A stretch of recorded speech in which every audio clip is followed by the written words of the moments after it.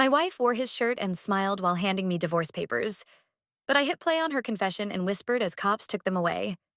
You wanted a hero? I just saved myself. You ever had someone look you dead in the eye and tell you that everything you've ever been just isn't enough? That's the day my wife told me I wasn't a real man anymore.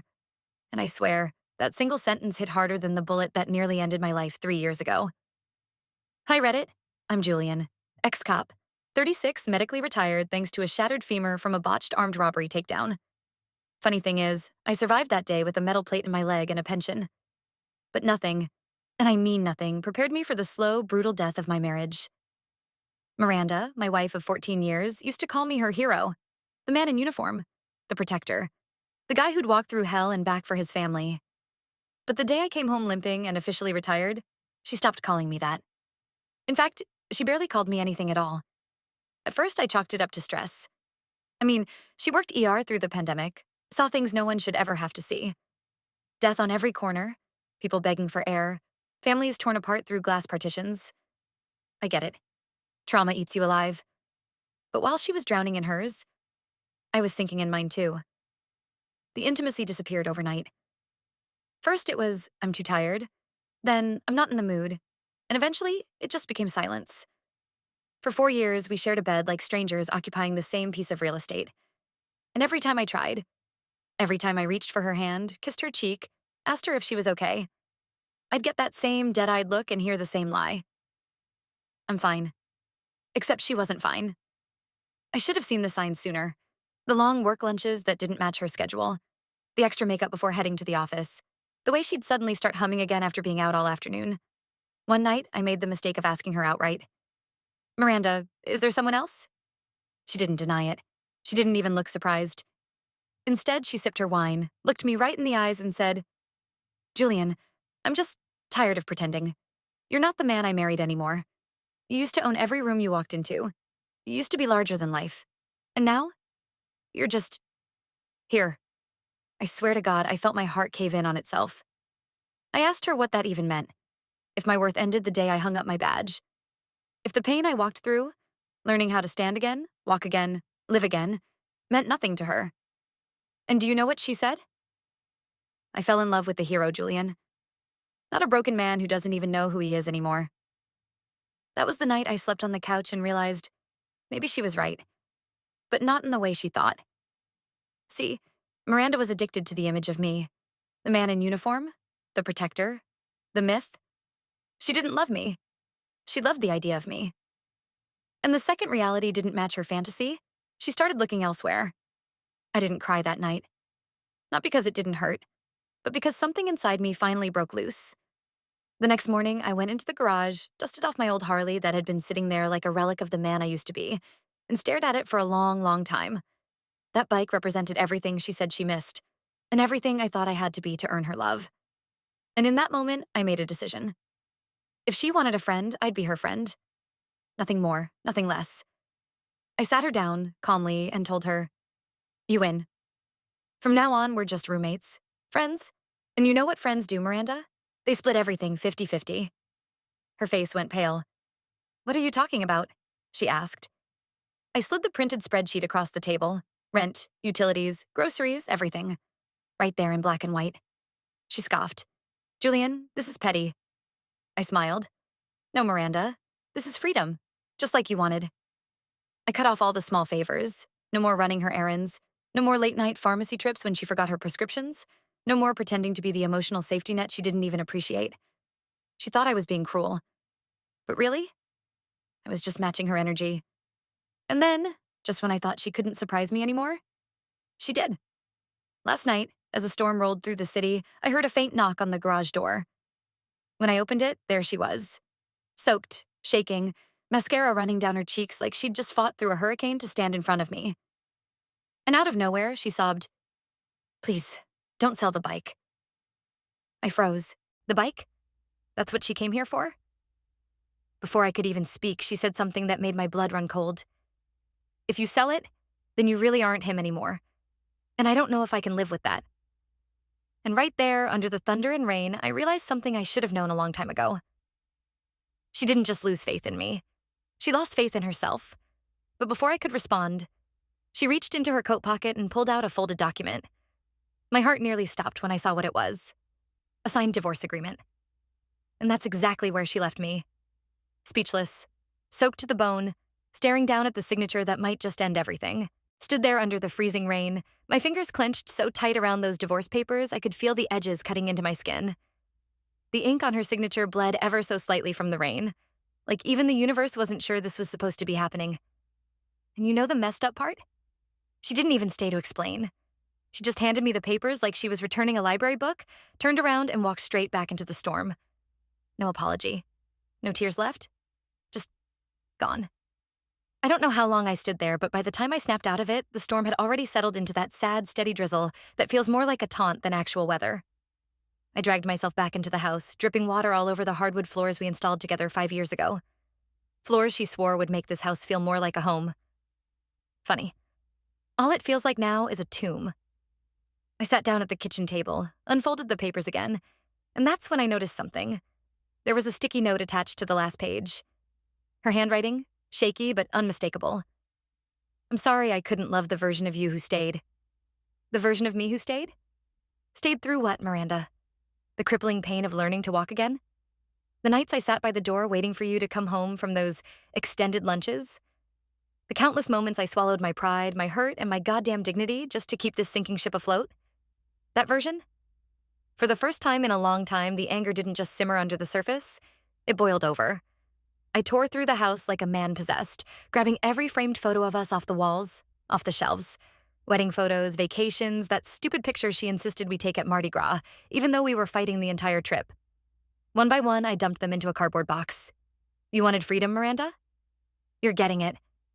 But the part that really burned?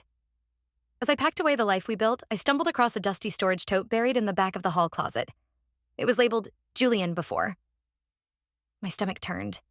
Inside, every reminder of the man she used to love, the medals, the commendation letters from the precinct, my academy graduation photo, even the old cologne she used to buy me every Christmas. She'd hidden them away, like some part of her had already buried me years ago. That's when the realization hit me so hard I had to sit down. She didn't just fall out of love with who I became. She actively mourned the death of the man I once was, while I was still breathing. And here's the part that no one tells you about this kind of heartbreak. It's not loud. It's quiet. It's a silent scream in the middle of an empty house. But right when I thought I couldn't feel any lower, my phone buzzed. A text from a number I didn't recognize. Julian, this is Dr. Kellen. Miranda mentioned she's taking a leave of absence starting Monday. Just wanted to check in and see if everything's okay at home. Dr. Kellen, the extended lunch guy. The real man she apparently needed. My jaw clenched so hard I thought I'd break my own teeth. I stared at that message, my mind spiraling. She'd told him about taking time off before she even told me she was leaving. This wasn't some impulsive act. This was premeditated. And then it hit me. She didn't plan to explain anything because in her mind there was nothing left to explain. She was already gone. That night, I didn't sleep. I sat at the dining table until sunrise, surrounded by the boxed-up remnants of our life together. And as the first light crept through the windows, something inside me snapped into place. I pulled out my old gym bag, stuffed it with clothes, my documents, and against every screaming voice in my head, I grabbed the keys to the Harley. That bike wasn't a symbol of the man I used to be. It was a reminder that I could still become whoever the hell I wanted. But just as I was locking the front door behind me, I caught sight of a man standing across the street. Umbrella in hand, wearing a tailored suit. Even from that distance, I recognized him. Dr. Kellen, standing there, watching my house. My hands went ice cold. And in that exact moment, as his eyes locked with mine, I realized this wasn't just about a marriage falling apart. It was about a game I didn't even know I was playing. And I was about to find out just how deep Miranda's betrayal really went. I didn't blink. Couldn't. There he was. Dr. freaking Kellen, standing across the street like he owned the goddamn pavement. Umbrella perched neatly on his shoulder, suit spotless despite the lingering drizzle. And you know the most infuriating part? He had that calm, smug expression people like him always wear. The kind that says, I'm already 10 moves ahead and you don't even know you're playing. I gripped the Harley's keys so tight my knuckles went bone white. Every logical thought told me to walk away. Just turn around, Julian. You're better than this. But then his lips moved. I couldn't hear it through the rain, but I saw it. One word. Weak. That was it. My vision went red. Before I knew it, I was storming across the street, rain splashing up my jeans, heart pounding so loud I could barely hear my own thoughts. He didn't move, just stood there, cool as ice, that smug little smirk plastered across his perfect, punchable face. "Something you want to say to me, doctor?" I hissed, standing barely a foot from him. He looked me up and down. Slow, deliberate, like he was sizing up a patient terminally beyond saving. "Relax, Julian," he said, smooth as silk. "I'm just here to check on Miranda. She's had a rough week." My fists clenched so hard I felt the tendons strain. "She's my wife, not your damn patient," I growled. He chuckled, like this was all some hilarious misunderstanding. "Come on." He leaned in slightly, voice dropping to a whisper like we were sharing some dirty little secret. "You and I both know she hasn't really been your wife for a long time, hasn't she?" That was it. I don't even remember throwing the first punch. One second I'm standing there, the next his umbrella's clattering to the sidewalk and his pristine little suit is getting a taste of the New Orleans mud. But here's where things got weird. He didn't fight back. Not a single punch thrown. Just laid there, hands raised like he wanted me to see him play the victim. "You done?" He muttered through a bloody lip. I froze. It hit me like a freight train. I'd just handed him everything he needed. Witnesses had started gathering under awnings and porches. Phones were already pointed in my direction. He wasn't here to talk. He was here to set me up. And I'd walked right into it. I stumbled back, my mind racing. What the hell was happening? Why would he pull something this calculated? And that's when the real bombshell dropped. From behind me, I heard her voice. "Julian, what did you do?" I turned, and there was Miranda, standing in the doorway of our house, in his shirt. My lungs felt like they forgot how to work. I looked back at Kellen, still sprawled in the mud, a thin line of blood trailing from his mouth. And despite everything, the blood, the rain, the witnesses, he smiled. A knowing, satisfied smile. Because he wasn't the one who'd just lost everything. I was. I spent most of that night just sitting on the curb across from my own house, drenched and defeated, staring at the light in our bedroom window. Their bedroom window now, apparently. That was the moment something inside me just snapped. I wasn't going to beg. I wasn't going to fight for scraps of respect from a woman who wore another man's shirt in my doorway like it was some damn badge of honor. Number. If they wanted to play dirty, they forgot one crucial thing. Before I was a broken ex-cop, I was a damn good detective. And people like Kellen, they always leave a trail. The next morning, I went straight to an old contact. Marcus, a guy who owed me big time from back in my undercover days. He'd gone private, specialized in digital forensics and high-profile discretion, which was a polite way of saying he knew how to dig up dirt without leaving fingerprints. "Julian," Marcus said, pushing a black coffee across the table. "You sure you're ready for what you're asking me to find?" I stared him dead in the eyes. "Marcus, I don't want to find it. I want to burn it to the ground." He cracked a grin. Now that's the Julian I remember. 2 days later, Marcus called me back. His voice was different this time. Tense. "Meet me and, prepare yourself." I found him parked in a back alley off Magazine Street, his laptop open on the passenger seat. "You're not gonna like this," he warned, turning the screen toward me. At first, it was just a bunch of financial records. Then I saw the names. Miranda, Kellen, and something called Orchid Wellness Center. My stomach dropped. It wasn't a medical facility. It was a shell corporation. A front for moving cash. Huge sums of it. Payments disguised as consulting fees and therapy program donations. And the kicker? Some of those payments were coming directly from our joint savings account. She'd been funneling our money into this operation for months, but that wasn't even the worst part. The files showed that Orchid Wellness Center wasn't just some shady side hustle. It was part of a bigger scheme. Illegal prescription distributions, falsified patient records, and insurance fraud on a scale that would put both of them behind bars for a very long time.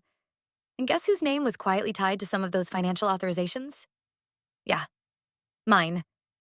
She'd forged my digital signature, doctored financial authorizations to make it look like I'd been a willing participant. If this went public before I could clear my name, I wouldn't just lose my house. I'd lose everything. Career reputation, pension, freedom. Marcus turned to me, his face grim. "Julian, this isn't just about infidelity. They're setting you up to take the fall." My mind went blank for a second, then locked onto one razor-sharp focus. Time to flip the script. That night, while they were undoubtedly playing house in my home, I drove 3 hours out of the city to a storage unit I hadn't visited in years. Inside? The one thing I kept locked away from my old life. My backup evidence files. Every case I'd worked undercover, every name, every connection. And wouldn't you know it? Back when I was tracking prescription fraud rings, the name Orchid had popped up before. Back then, it was a small-time operation.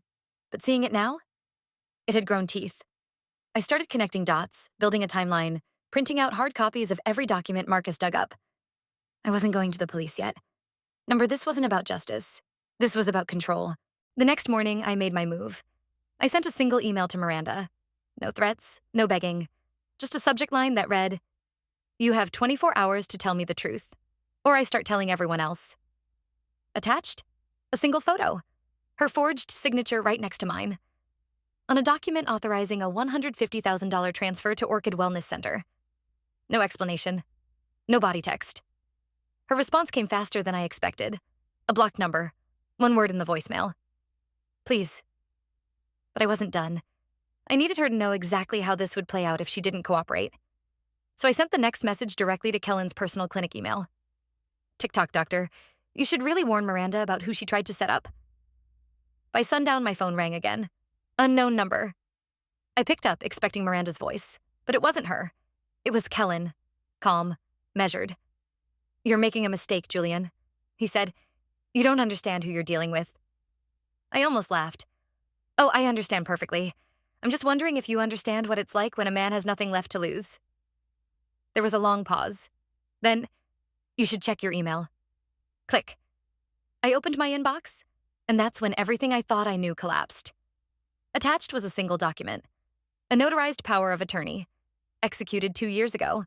Miranda had secured full control over my financial decisions during my recovery after the surgery. Which meant, legally, every single transaction tied to my name. She was covered. And I was completely exposed. ChatGPT John Noi. Toi Kong, tu halvejo gi tiepteo. But I can promise you one thing. It was the first time in years I finally felt alive again. See? When you're cornered, broken, and stripped of everything that ever mattered to you, you only have 2 choices. You either lie down and let them bury you, or you stand the hell up and become the storm they never saw coming. And that's exactly what I did. While Miranda and Kellen thought they'd played their final card, they forgot one thing. I wasn't just a name on a document. I was the witness to every last crime they committed. And better yet, I had the receipts. Marcus helped me compile everything. Financial fraud, forged documents, backdated prescriptions, even false insurance claims. But that still wasn't enough. I needed irrefutable proof, the kind that couldn't disappear with a good lawyer or some creative accounting. So I set the trap. I called Miranda. Calm, calculated. "I'm done fighting," I told her. "Let's meet. One last time. Talk this through before the authorities get involved." I knew she'd come, and I knew she'd bring him. We met at the one place she couldn't resist. The old Riverwalk Pier where I proposed to her 14 years ago. Funny how betrayal always tastes a little more bitter in the places where love used to live. They showed up together, of course. Kellen standing tall in his smug little tailored suit. Miranda, cold and expressionless like the woman I married, had long since packed her bags and left the building. "What's this about, Julian?" she asked, arms crossed like she was already bored. I held up a small voice recorder and smiled. "You know, I've spent the last month drowning in the version of me you tried to erase. The weak man, the broken man. But you forgot? There's one thing about a man who's got nothing left." I leaned in. He's not afraid of losing anymore. Then I hit play. Her voice filled the air, recorded during one of her calls with Kellen that Marcus had intercepted. "If we pin it all on Julian, he's too damn broken to fight back. He'll take the fall, and by the time he figures it out, we'll be long gone." Kellen's voice followed, clear as day. "Good. Let him drown. We'll walk away clean." Their faces went pale. I held up a flash drive. "This? Copies have already been sent to the district attorney, state medical board, and 3 major news outlets. I'm just here to watch you both realize exactly how bad you screwed up." Kellen lunged for me, right on cue. But what he didn't know? I had a retired detective buddy sitting nearby, recording everything. One assault charge to go with the mountain of felonies. Police sirens echoed in the distance. I took one last look at Miranda, at the woman who once promised forever but sold me out for a man who couldn't even keep his hands clean. Her eyes filled with tears, but this time they weren't from regret. They were from knowing she'd lost. Completely. "You always wanted me to be the hero, Miranda," I said as the officers approached. Turns out I just needed to save myself. And with that, I turned my back on both of them for good. Lesson learned. Sometimes the hardest person to fight for is yourself. But the moment you do, you stop being a victim and start writing your own ending.